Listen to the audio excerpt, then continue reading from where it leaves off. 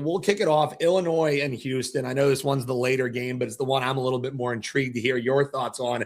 2.5, basically painted. Maybe a little bit of 3 out there, 1, 2 in the marketplace. So we're sitting 2.5, and this total is right around 140. Super intrigued. Houston, you would think, would just continue to roll here, but I'm wondering, do we have a barking dog? What do you think, Joe? Well, hey, listen, styles make fights, right? And here we go. Yeah. We've got defense versus offense, right? Illinois, not a whole lot of defense here. They don't turn anybody over. They're very good with the monster dudes they got in the middle there from the Eastern European crew. They don't give up a lot of second chance opportunities, not a lot of second chance points for teams. But they're not out there swatting guys left and right, turning the ball over and getting extra possessions.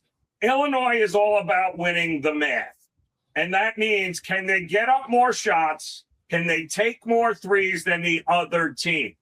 If they do, they win. They win a lot of these games. The problem with Illinois is that we've seen them lose twice to Wisconsin, UCLA, Michigan, and Michigan State. And the formula seems to be push them around, be physical with them, take them out of the comfort zone, contest their shots from the outside. And if they don't fall, there's a problem.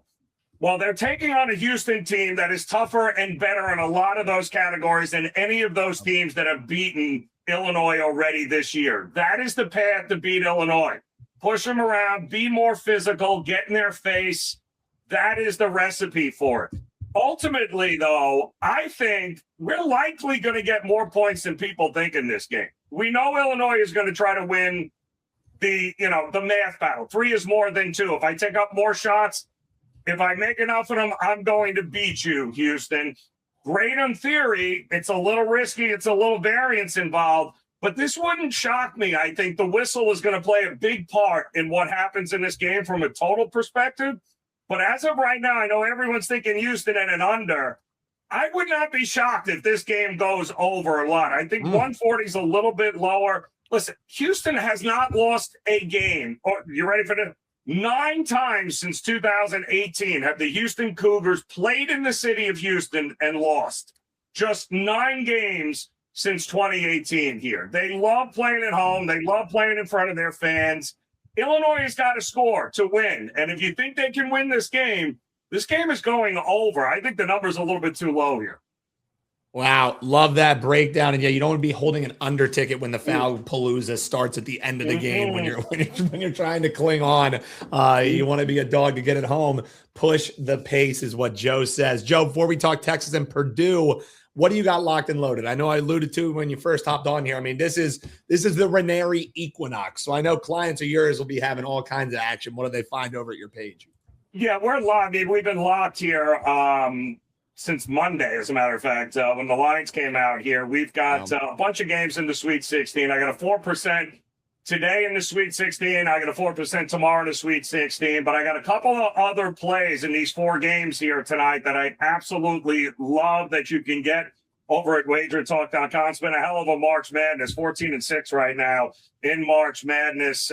So we're really starting to see, really seeing it well here, especially with the NIT. Don't forget, we got another tournament coming up here. I don't even know if people realize. We don't think college basketball is coming to an end. We got another tournament about to start as well. So plenty of college basketball. And even though it's a short night in the NBA, we do have another NBA top play up and available because one of these games has got way too much value to pass up here on the card tonight. And we kick off Major League Baseball with our first top play of the season available over at my page on WagerTalk.com.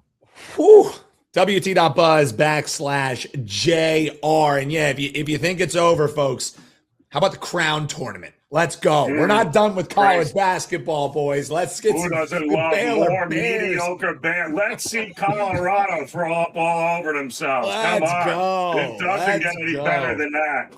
Yeah, well, the guy who's 14-6 rocking in this tournament, he's got 2 plays loaded that have been loaded since lines dropped. Those are plays that he probably likes quite a bit. Go check him out. But, Joe, real quick, on the way out, Texas, Purdue. This one really is painted. 7.5 is what you're seeing. Total 147.5. Similar thoughts in this one. If your dog wants to get it home, do they want to keep this score low? Because Purdue, when they get hot from distance, man, they can shoot the lights out. I don't know if you want to get in a track race with them.